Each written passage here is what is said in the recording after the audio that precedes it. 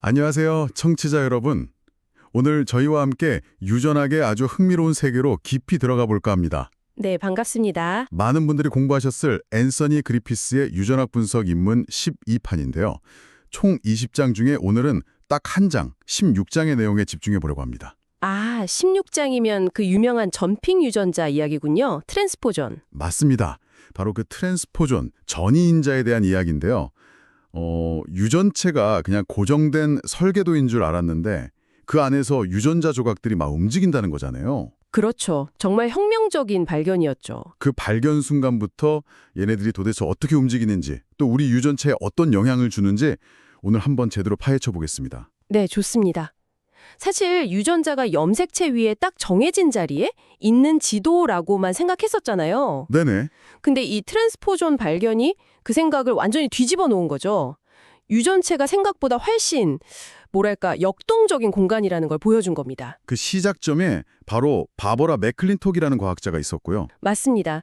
그분의 연구가 처음에는 인정받지 못했지만 결국엔 유전학의 흐름을 바꿨죠.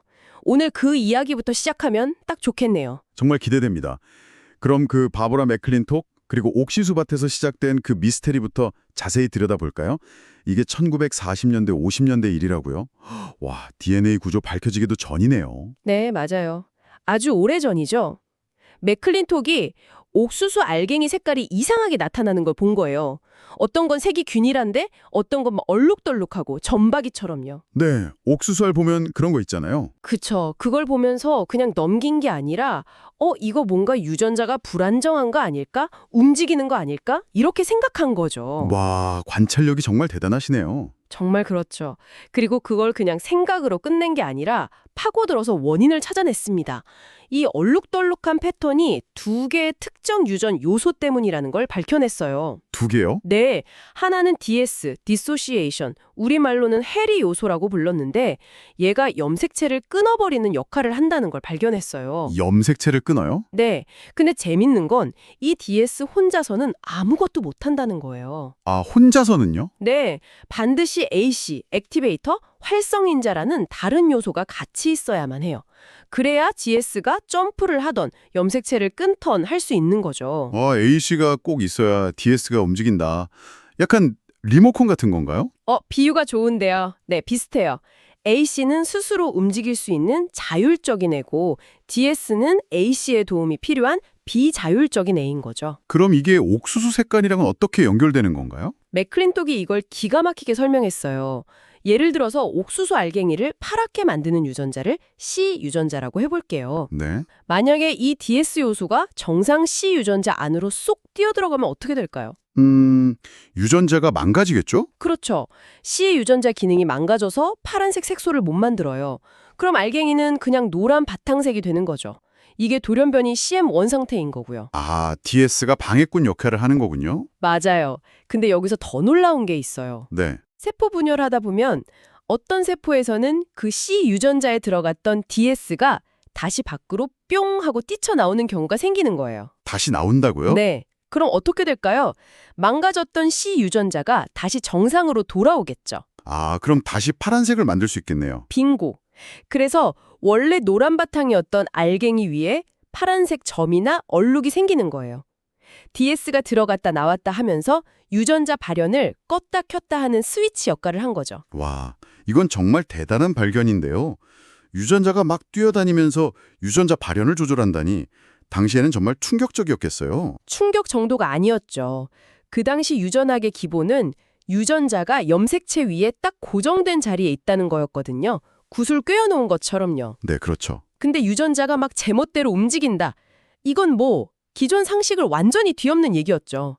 그래서 학계에서 오랫동안 인정을 못 받았어요. 아, 역시 너무 혁신적이면 그렇죠. 하지만 맥클린톡은 진짜 뚝심 있게 수십 년간 연구를 계속했어요. 그러다가 60년대, 70년대 들어서면서 다른 과학자들이 박테리아 같은 데서 비슷한 현상을 분자 수준에서 발견하기 시작한 거예요. 아, 다른 데서도 증거가 나오기 시작했군요. 네. 그러면서 맥클린톡 연구가 재평가받기 시작했고 결국 1983년에 노벨상을 받으셨죠. 정말 끈기와 통찰력의 승리라고 할 수 있습니다. 정말 대단한 이야기입니다. 맥클린톡 덕분에 이제 유전체가 훨씬 역동적이라는 걸 알게 됐는데 그럼 그 이후에 박테리아 같은 다른 생물에서는 이 트랜스포존이 구체적으로 어떻게 작동하는지가 밝혀졌을 거 아니에요. 분자 수준에서는 뭐가 다른가요? 네, 맥클린톡이 어떻게 보면 현상을 보여줬다면 그 구체적인 작동 원리, 메커니즘은 주로 박테리아 연구를 통해 밝혀지기 시작했어요. 박테리아에서요? 네, 대장균 아시죠? 이콜라일. 거기서 특정 유전자들, 예를 들면 갈락토스 분해하는 유전자, 겔오페론에 돌연변이가 생겼는데 이게 좀 이상했어요. 일반 돌연변이랑 다르게 되게 불안정해서 자꾸 원래대로 돌아가고 그러는 거예요. 아, 돌연변이가 생겼다 없어졌다 한다고요? 네, 나중에 알고 보니 그게 바로 트랜스포존이라는 DNA 조각이 그 유전자에 끼어들었기 때문이었던 거죠. 박테리아에서도 똑같은 일이 벌어지고 있었군요. 그럼 박테리아 트랜스포존은 구조가 어떻게 생겼어요? 박테리아에서 발견된 제일 단순한 형태는요, 삽입 서열, 영어로는 insertion sequence, 줄여서 IS 요소라고 불러요. IS 요소요? 네, 이게 보통 수백에서 수천 염기쌍 정도 되는 짧은 DNA 조각인데 구조가 아주 특징적이에요. 양쪽 끝에요, 짧은 염기 서열이 거꾸로 반복되는 모양이 있어요. 역반복 서열이라고 하죠. 역반복 서열? 네, 그리고 그 역반복 서열 사이에는 아주 중요한 유전자가 들어있어요. 바로 자기 자신을 옮기는 데 필요한 효소 트랜스포제이즈, 전이 효소를 만드는 유전자예요. 아, 자기가 움직이는데 필요한 효소를 자기가 직접 만드는군요. 그렇죠. 이 트랜스포제이즈가 양쪽 끝 역반복 서열을 탁 알아보고 DNA를 잘라서 다른 데로 옮겨 심는 역할을 하는 거예요. 뭐랄까 스스로 이사하는 전문가인 셈이죠. 정말 자급자족하는 유전자 조각이네요. 좀 더 복잡한 형태도 있나요? 물론이죠. 이 IS 요소들을 부품처럼 써서 더 큰 트랜스포존을 만들기도 해요. 이걸 복합 트랜스포존, TN 요소라고 부르는데요. TN 요소. 네. 구조를 보면 양쪽 끝에 IS 요소가 하나씩 있고 그 사이에 다른 유전자들을 끼워 넣은 형태예요. 예를 들면 항생제 내성 유전자 같은 거요.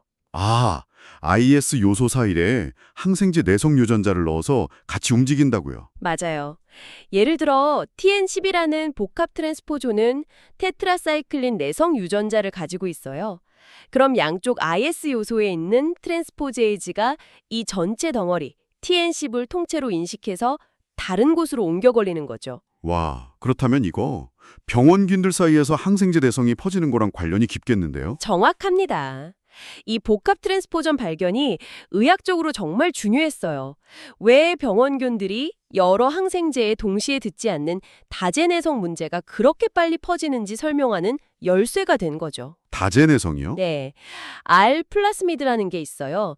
박테리아 세포 안에 염색체 말고 따로 돌아다니는 작은 원형 DNA인데 여기에 여러 종류의 항생제 내성 유전자를 가진 트랜스포존들이 막 실려 있을 수 있어요. 플러스미드에 실려서요? 그렇죠. 그리고 박테리아는 이 R 플러스미드를 다른 박테리아한테 직접 전달할 수도 있거든요. 접합이라는 과정을 통해서요. 아, 그럼 내성이 순식간에 퍼지겠네요? 맞습니다. 그러니까 한 놈이 얻은 다제 내성이 삽시간에 다른 놈들한테 퍼져나가는 거예요. 실제로 1950년대 일본 병원에서 이질균, 시겔라가 갑자기 여러 항생제에 안 듣는 다제 내성을 보여서 난리가 났었는데 알고 보니 그 원인이 바로 이 R 플러스미드랑 그 위에 실려있던 트랜스포존들이었던 거죠. 아, 트랜스포존이 항생제 내성 확산의 주범일 수도 있다니. 이거 정말 무서운데요? 그럼 얘네들이 이동하는 방식도 다 똑같지는 않을 것 같아요. 아까 맥클린토코는 점프한다고 했는데. 좋은 질문이에요. 이동 방식, 즉 전이 메커니즘에는 크게 두 가지가 알려져 있어요. 두 가지요? 네, 하나는 복제 전이 방식이에요. 이건 컴퓨터에서 파일 복사해서 붙여넣기 하는 거랑 비슷해요. 복사 붙여넣기요? 네, 원래 자리에 있던 트랜스포존이 복제되면서 그 복사본이 새로운 자리로 가서 딱 붙는 거예요. 그럼 원래 자리에도 그대로 있고 새 자리에도 하나 더 생기겠죠. 이러면 유전체 안에 트랜스포존 수가 점점 늘어나게 돼요. 아, 수가 늘어나는 방식이군요. 그럼 다른 하나는 혹시 잘라내서 붙여넣기인가요? 맞아요. 정확히 그거예요. 보존 전이 방식이라고 부르는데 말씀하신 대로 잘라내기, 붙여넣기랑 같아요. 네. 원래 있던 자리에서 트랜스포존이 통째로 잘려 나와서 다른 자리로 이동해서 삽입되는 거죠. 그럼 원래 자리는 비게 되고요. 아, 이건 수가 늘어나진 않겠네요. 네, 그렇죠. 아까 말씀드린 박테리아의 TN10이나 맥클린톡의 옥수수 ACDS 시스템이 주로 이 보존 전이 방식으로 움직이는 걸로 알려져 있어요. 어쨌든 두 방식 다 결과적으로 트랜스포존이 유전체 내에서 위치를 바꿀 수 있게 해주는 거죠. 박테리아까지 들어보니까 정말 정교하면서도 때로는 좀 위험할 수도 있는 시스템 같아요.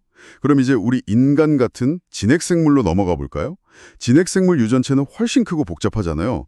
여기에도 이런 점핑 유전자들이 많나요? 있다면 박테리아랑은 어떻게 다른지 궁금해요. 네, 진핵생물 유전체에도 트랜스포존 아주 많습니다. 그냥 많은 정도가 아니라 어떨 때는 유전체의 진짜 상당 부분을 차지할 정도로 엄청나게 많아요. 종류도 훨씬 다양하고요. 와, 그렇게 많아요? 네, 크게 두 종류, 클래스 1하고 클래스 2로 나눠요. 클래스 1은 레트로 트랜스포존이라고 부르는데 이름에서 약간 힌트가 있죠. 레트로 바이러스. 아, 레트로바이러스요? HIV 같은 거요? 그렇죠. 그거랑 비슷하게 작동해요. DNA에서 RNA로 일단 만들어요. 그 다음에 그 RNA를 틀로 삼아서 다시 DNA를 만들어요. 역던사라고 하죠. 그 DNA 복제본을 새로운 자리에 끼워 넣는 방식이에요. RNA를 중간에 거친다고요? 특이하네요. 네, 복사 붙여넣기인데 RNA를 거쳐서 하는 거죠. 이게 핵심이에요. 그럼 이 클래스 1에는 어떤 종류들이 있어요? 클래스 1 안에도 또 종류가 있어요. 대표적인 게 LTR 레트로 트랜스포존. 얘네들은 양쪽 끝에 LTR이라는 긴 반복 서열이 있고요. 그 사이에 역전사 효소나 통합 효소 만드는 유전자를 가지고 있어요. 효모의 TY 요소나 초파리의 코피아 요소가 유명한 예시죠. LTR? 네. 그리고 또 중요한 게 BLTR 레트로 트랜스포존인데 여기에는 라인하고 사인이라는 게 있어요. 라인 사인이요? 네. Long interspersed nuclear element, short interspersed nuclear element 약자인데 이게 사람 유전체에 진짜 어마어마하게 많아요. 사람 유전체요? 얼마나 많은데요? 라인은 좀 길고 자기가 역전사 효소를 만들어서 혼자 움직일 수 있어요. 근데 사인은 짧고 효소를 못 만들어요. 그래서 라인이 만든 효소를 빌려 써야 움직일 수 있는 약간 기생하는 애들이에요. 아, 사인은 라인한테 빌붙는 거군요. 그렇죠. 근데 놀라운 게 뭐냐면 인간 유전체의 거의 절반 가까이가 이런 레트로 트랜스포존, 특히 라인이랑 사인 같은 반복 서열로 채워져 있다는 거예요. 네. 절반이요. 유전체의 절반이 점핑 유전자 흔적이라고요. 와, 상상도 못했네요. 정말 그렇죠. 처음 들으면 다들 놀라요. 그럼 다른 클래스 2는 어떤가요? 이건 아까 박테리아 방식이랑 비슷한 건가요? 네, 맞아요. 클래스 2는 DNA 트랜스포존이라고 하는데 이건 RNA 안 거치고 DNA 상태 그대로 움직여요. 주로 잘라내기 붙여넣기, 즉 보존전이 방식으로 움직이는 걸로 알려져 있고요. 아, 그럼 맥클린톡이 발견한 게 이쪽이겠네요. 정확해요. 맥클린톡의 옥수수에서 발견한 ACDS 시스템이 바로 이 클래스 2 DNA 트랜스포존의 가장 대표적인 예죠. AC는 트랜스포제이즈 유전자가 있어서 스스로 움직이는 자율적 요소고 DS는 그게 망가져서 AC 효소 도움이 필요한 비자율적 요소인 거고요. 아하. 초파리의 P 요소라는 것도 아주 유명한 클래스 2 DNA 트랜스포존인데 이건 나중에 얘기할 잡종 발생 이상 현상이랑 관련이 깊어요. 그렇군요. 정리하면 클래스 1은 RNA 거쳐서 복사 붙여넣기, 클래스 2는 DNA 상태로 잘라내기 붙여넣기. 근데 얘네들이 그냥 막 돌아다니면서 문제를 일으키기만 하는 건 아닐 것 같아요. 혹시 뭐 연구에 쓰인다거나 좋은 역할도 하나요? 아주 좋은 질문입니다. 처음에는 유전자를 망가뜨리니까 나쁜 놈 취급을 많이 받았는데 과학자들이 이걸 또 역으로 이용해요. 아주 유용한 연구 도구로 쓰고 있습니다. 도구로 쓴다고요? 어떻게요? 예를 들어 옥수수에 뮤테이터, MU라는 클래스 2 DNA 트랜스포존이 있어요. 근데 이 MU가 다른 애들보다 훨씬 더 자주 높은 빈도로 유전체 안을 막 뛰어다니면서 유전자에 잘 들어가요. 돌연변이를 잘 일으키죠. 네. 연구자들은 바로 이걸 이용하는 거예요. 뮤를 이용해서 일부러 유전자를 망가뜨린 돌연변이 옥수수를 잔뜩 만들어요. 그리고 그 옥수수가 어떤 모습으로 변하는지 표현형을 보는 거죠. 그럼 이 유전자가 원래 이런 기능을 했구나 하고 역추적할 수 있어요. 일부러 망가뜨려서 기능을 알아낸다. 네, 이걸 트랜스포존 표지법이라고 불러요. 묘 요소가 깃발처럼 딱 꽂혀서 이 유전자가 망가졌어요 하고 알려주는 셈이죠. 그 유전자를 찾고 기능을 연구하는 단서가 되는 거예요. 와, 트랜스포전을 유전자 기능 연구 도구로 쓰다니 정말 발상의 전환인데요. 또 다른 영향은 없을까요? 아까 인간 유전체의 절반이 레트로 트랜스포전이라고 하셨는데 그럼 유전체 전체 크기에도 영향을 줄 것 같아요? 네, 엄청나게 줍니다. 특히 식물 유전체 크기가 왜 그렇게 차이가 많이 났는지를 설명할 때 이 트랜스포존, 그중에서도 LTR 레트로 트랜스포존이 아주 중요해요. 식물 유전체 크기요? 네, 예를 들어서 보리, 아시죠? 보리랑 실험실에서 많이 쓰는 모델 식물인 애기장대랑 비교해보면 재밌어요. 네. 둘 다 식물인데 유전체 크기가 정말 하늘과 땅 차이예요. 보리는 유전체가 51억 염기쌍 정도로 엄청 큰데 애기장 때는 1억 2,500만 염기쌍 정도로 훨씬 작아요. 유전자 개수는 비슷한데도요. 네, 유전자 개수 자체는 그렇게 크게 차이 안 나요. 근데 이 크기 차이를 만드는 주범이 바로 LTR 레트로 트랜스포존의 양이에요. 양이 다르다고요? 네, 보리 유전체 염기 서열의 무려 80% 정도가 LTR 레트로 트랜스포존이랑 그 찌꺼기들이에요. 80%요? 네, 반면에 애기장 때는 10%도 안 돼요. 와, 그러니까 이 LTR 레트로 트랜스포전이 어떤 식물에서는 막 엄청나게 증폭하고 쌓이면서 유전체 크기를 어마어마하게 부풀린 거죠. 인간 유전체에서 라인 사인이 많은 것처럼요. 결국 트랜스포전 활동이 유전체 전체 크기랑 구조를 결정하는데 아주 중요한 역할을 한다는 겁니다. 정말 놀랍네요. 유전자 개수보다 트랜스포존 같은 반복 서열 양이 유전체 크기를 더 좌우할 수 있다니. 근데 여기서 딱 드는 생각이 있어요. 이렇게 막 점핑 유전자들이 활발하게 움직이고 복제해서 늘어나고 하면 결국 중요한 유전자를 망가뜨리거나 염색체 구조를 막 엉망으로 만들어서 개체한테 해를 끼칠 위험이 클 것 같거든요. 그렇죠. 그럼 우리 몸 혹은 유전체 스스로는 이런 위험한 애들한테서 자기를 보호하는 장치 같은 게 있나요? 정말 예리하고 중요한 질문입니다. 당연히 그런 위험이 있고 실제로 트랜스포전이 막 날뛰면 유전체 안정성에 큰 위협이 되죠. 그래서 세포는 오랜 진화 과정에서 얘네들 활동을 억제하고 통제하는 여러 단계의 아주 정교한 방어 시스템을 만들어 왔어요. 방어 시스템이요? 네. 첫 번째는 약간 트랜스포존이랑 숙주 사이의 타협 같은 건데요. 일부 트랜스포존은 아무데나 막 들어가는 게 아니라 비교적 안전한 피난처라고 할 만한 특정 지역에 주로 들어가려는 경향을 보여요. 안전한 곳을 찾아서 들어간다. 네. 예를 들어 효모의 TY3라는 레트로 트랜스포존은 단백질 만드는 유전자 말고 tRNA 만드는 유전자 근처 특정 부위에만 주로 들어가요. 거기는 상대적으로 유전자 기능에 영향을 덜 주는 곳이거든요. 피해를 최소화하는 거군요. 그렇죠. 트랜스포전도 살고 숙주도 살고 서로 피해를 줄이려는 오랜 공진화의 결과일 수 있죠. 일종의 눈치 싸움 같네요. 그래도 여전히 위험할 수 있을 텐데 더 적극적인 방어는 없나요? 물론 있죠. 훨씬 강력한 시스템이 있어요. 대표적인 게 바로 RNA 간섭, RNAIR입니다. RNA 간섭이요? 들어본 것 같아요? 네, 이건 아주 작은 RNA 조각들을 이용하는 건데요. 특정 염기 서열을 가진 RNA를 찾아서 분해하거나 아니면 그 RNA가 단백질로 번역되는 걸 막는 방식으로 작동해요. 작은 RNA가요? 네, 트랜스포존을 막는 데는 주로 siRNA나 piRNA라는 두 종류의 작은 RNA가 활약해요. 얘네들이 트랜스포존에서 만들어진 RNA를 딱 표적으로 삼아서 잘라버리거나 아니면 아예 트랜스포존 DNA 자체에 딱지를 붙여서 메틸화 같은 걸로 RNA가 못 만들어지게 전사 단계부터 막아버리기도 해요. 와, 유전체 내부의 경찰이나 면역 시스템 같네요? 그렇죠. 딱 그런 느낌이에요. 그럼 이런 방어 시스템이 실제로 작동한다는 증거도 있나요? 아주 확실한 예가 있습니다. 아까 잠깐 말했던 초파리의 잡종 발생 이상 현상이 바로 이 piRNA를 통한 트랜스포전 억제 시스템의 중요성을 보여주는 아주 극적인 예예요. 잡종 발생 이상이요? 네, 초파리 중에는 피오소라는 클래스 2 DNA 트랜스포전을 가진 애들, P계통, 이랑 안 가진 애들, M계통이 있어요. 근데 얘네들을 교배시키면 아주 이상한 일이 벌어져요. 어떤 일이요? 만약에 P요소를 가진 수컷이란 P요소가 없는 M계통 암컷이랑 교배를 시키잖아요.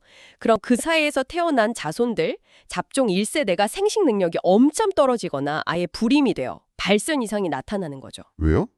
아빠한테 피요소를 받아서 그런가요? 맞아요. 근데 문제는 엄마, 즉 M계통 암컷은 P요소를 겪어본 적이 없으니까 자기 난자 안에 P요소 활동을 막는 piRNA를 안 가지고 있는 거예요. 아, piRNA가 없어서? 그렇죠. 그래서 수정 후에 아빠한테 받은 P 요소가 자손의 생식세포 안에서 통제가 안 되는 거예요. 막 점핑하고 난리치면서 유전체를 다 망가뜨리는 거죠. 그럼 반대로 하면요? 피요소 가진 암컷이랑 엄륜 수컷이랑 교배하면요? 그때는 괜찮아요. 자손들이 정상적인 생식 능력을 가져요. 왜죠? 왜냐하면 P 계통 암컷은 이미 P 요소에 대한 면역, 즉 P 요소를 억제할 수 있는 piRNA를 충분히 가지고 있고 이걸 난자를 통해서 자손한테 물려주거든요. 아하, 엄마가 piRNA를 물려줘서 괜찮은 거군요. 그렇죠. 자손 세포 안에서 P 요소가 날뛰려고 해도 piRNA가 딱 막아주는 거죠. 이 현상이 바로 piRNA 같은 작은 RNA가 트랜스포존이라는 내부의 침입자 또는 활동 분자를 제어하는데 얼마나 중요한 역할을 하는지를 명확하게 보여주는 증거예요. 와, 정말 복잡하고 정교한 상호작용이 유전체 안에서 계속 벌어지고 있었네요. 오늘 저희가 그냥 정적인 설계도라고 생각하기 쉬웠던 유전체 안에서 끊임없이 움직이는 점핑 유전자, 트랜스포존에 대해 정말 깊이 알아봤습니다. 네, 정말 흥미로운 여정이었죠. 바바라 맥클린톡의 그 끈질긴 옥수수 연구부터 시작해서 박테리아 진핵생물에서의 다양한 종류와 이동 방식, 또 질병의 원인이 되기도 하지만 연구 도구로도 쓰이는 양면성, 유전체 크기에 미치는 영향, 그리고 마지막으로 이들을 막기 위한 세포의 방어 기제까지. 와, 진짜 한편의 드라마 같았어요. 그렇죠. 유전체가 그냥 정보만 담고 있는 게 아니라 그 안에서 끊임없이 뭔가 일이 벌어지고 있는 아주 역동적인 생태계라는 거죠. 맞아요. 내부 요소들 간의 상호작용, 갈등, 조절, 이런 걸 통해 계속 변화하고 진화하는 공간이라는 걸 다시 한번 느낍니다. 네. 트랜스포존이 한때는 이기적인 DNA, 쓰레기 DNA 이런 소리도 들었지만 지금은 유전체 진화의 아주 중요한 동력 중 하나로 인정받고 있어요. 쓰레기가 아니었군요. 그렇죠. 물론 통제 안 되면 유전자를 망가뜨리고 질병을 일으키는 등 해로운 면도 분명히 있어요. 하지만 동시에 얘네들이 움직이고 복제하면서 새로운 유전자가 만들어지기도 하고 기존 유전자 조절 방식이 바뀌기도 하고 유전체 재배열을 일으키면서 유전적 다양성을 만들고 장기적인 진화적 혁신을 이끄는 긍정적인 역할도 분명히 하거든요. 파괴와 창조를 동시에 하는 존재네요. 맞아요. 어쩌면 유전체 안에서 벌어지는 이 트랜스포존과 숙주 방어 시스템 간의 끊임없는 군비 경쟁, 뭐랄까 내부 갈등과 협력이야말로 생명의 환경에 적응하고 새로운 형태로 진화하는 거대한 과정의 핵심 엔진일지도 모릅니다. 오늘 이야기를 마무리하면서 청취자 여러분께 이런 질문을 한번 던져보고 싶습니다. 유전체를 파괴할 수도 있지만 동시에 진화의 원동력이 되기도 하는 이 트랜스포전. 그렇다면 우리 인간을 포함한 모든 생명의 미래 진화에서 이 유전체 내부의 동적인 힘은 과연 어떤 예상치 못한 변화를 가져올까요? 흥미로운 질문이네요. 질병 패턴을 바꾸거나 혹은 우리가 상상하지 못했던 새로운 형질의 등장을 촉발할 수도 있지 않을까요? 트랜스포전과 우리 유전체의 미래, 여러분도 한번 깊이 생각해 보시면 어떨까 싶습니다. 저희는 다음 시간에 더욱 흥미로운 지식 탐구로 다시 찾아뵙겠습니다. 네, 감사합니다.